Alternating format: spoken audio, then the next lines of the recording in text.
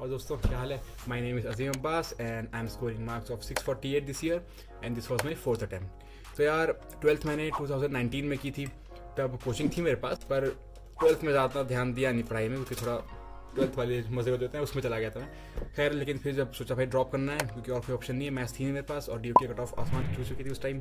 मेरे 12th में marks भी तो खास नहीं आते, तो फिर सोचा भाई 2020 के लिए ड्रॉप करते हैं, फर्स्ट ड्रॉप।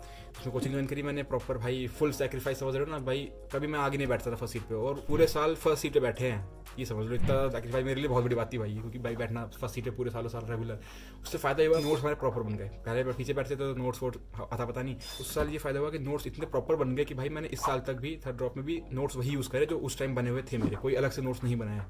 तो बस फिर नोट्स अच्छे बन गए, एकदम फुल अच्छे से पढ़ाई करी। तो यार एग्ज़ाम हुआ 2020 का, तो मार्क्स आए मेरे 500। फर्स्ट में 308 आए थे, इस बार 498 आए थे।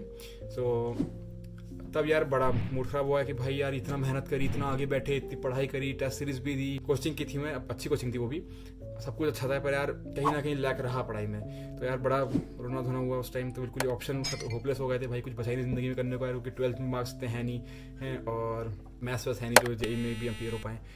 तो मैंने मैसेज किया था आर्यन भैया को, तो इनका वॉइस मैसेज आया था आर्यन भैया का, इतना बढ़िया मैसेज था भाई, वो सुन के ना एकदम हिम्मत आ गई। लंबा मैसेज था, पर उसका मेन मीनिंग यही था, भाई तुम्हारे ऊपर है, तुम करना चाहो तुम कर लोगे, ड्रॉप से कोई मैटर नहीं होता है। तो बस यही समझ उनकी बात समझ के, और फैमिली ने भी एकदम ज़बरदस्त पुश किया कि भाई प्रेशर लेने की ज़रूरत क्या है, करो, कौन रोक रहा है तुम करने से। तो खैर दोबारा हिम्मत करके लिया, लेकिन मैंने कोई कोचिंग ज्वाइन नहीं करी क्योंकि मेरे पास नोट्स पूरे थे।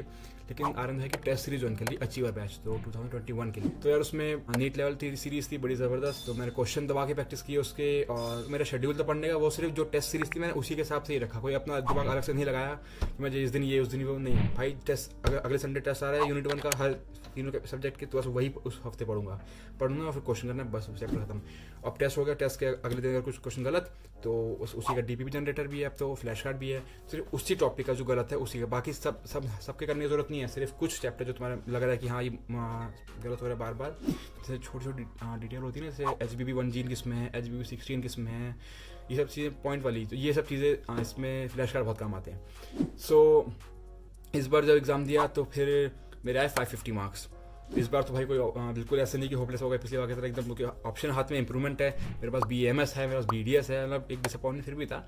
लेकिन फिर भी इस टाइम यहाँ पे वही फैमिली को आ गया कि भाई उस टाइम फैमिली गई थी मेरी शादी में, तो वहाँ पे एक बच्चा मिला था उनको, उसने भी निकाला था उसने, और भी थर्ड ड्रॉप में निकाला, तो वहाँ से भाई बड़ी मोटिवेट होकर आई थी फैमिली की, हाँ भाई ड्रॉप करते हैं सब बच्चे।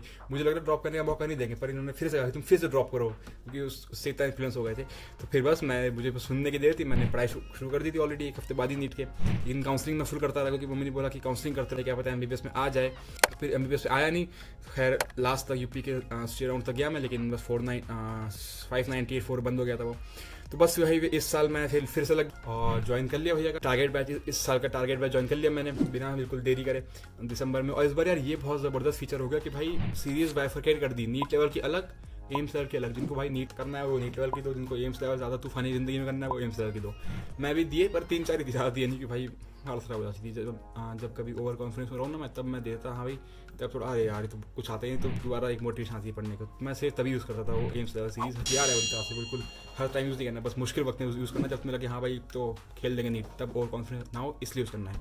तो नीट लेवल सीरीज में कोई छोड़ता नहीं था टेस्ट, उसी दिन टेस्ट दे रहा, जिस दिन टेस्ट है बिल्कुल उसी में माहौल बना के 2 से 5 ही, ये नहीं कि मंडे को टल रहा है, टालना वालना बिल्कुल नहीं, बस उसी के टेस्ट सीरीज फॉलो करते रहा, जो क्वेश्चन गलत हुए, और सिर्फ उसी का DPP और flash card, DPP flash card सिर्फ उसी का करता रहा जो टॉपिक गलत हो रहा है। पूरे चैप्टर में कितना नहीं करे, क्योंकि क्वेश्चन में ऑलरेडी सबके कर चुका था, मैंने अराउंड 14,000 क्वेश्चन करे होंगे इसी नीट प्रेप से। 14,000 क्वेश्चन करे होंगे मैंने, जहाँ जहाँ मुश्किल थे टॉपिक्स उन्हीं के सब नोट्स मैंने वही रखे, कोई नोट्स नहीं, वही पुराने वाले नोट्स थे, और टेस्ट सीरीज और क्वेश्चन 14,000 तक किए थे मैंने लास्ट में। और कोचिंग ज्वाइन की थी मैंने, एक क्रैश कोर्स आया था 3 महीने का, दूसरी कोचिंग ज्वाइन किया था। लेकिन टेस्ट सीरीज में इसी की करता था, नीट प्रेप की, और फिक्स ये बहुत सही चीज़ हो गई थी कि भाई अलग हो गई, उसमें एकदम क्लियर भाई कोई मैं डिफिकल्टी लेवल जाएगा ही नहीं नीट लेवल में, ये बहुत सही चीज़ हो गई है।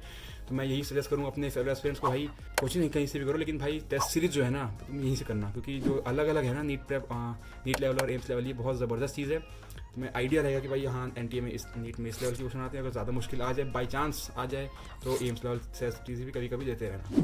बस भाई, और अब फीलिंग भाई क्या ही बताऊँ, इतना क्योंकि ड्रॉप हो चुका था तो ज़्यादा किसी को होप थी नहीं, सब रिश्तेदार वगैरह थोड़े हाँ ठीक है चलो दे रहा है दिन दो, लेकिन भाई जब रिजल्ट आया तब इतना खुश कि भाई क्या ही बताऊँ। तुम जब खुद इस फेज़ में आओगे ना तब तुम कहोगे भाई वर्थ इट होता है। कुछ भी किसी से डिमांड कर सकते हो, इतने साल से कुछ तुमने गिफ्ट नहीं लिया तो अब तुम जी बोल के एकदम मुँह खोल के मांगो जो मांगना है।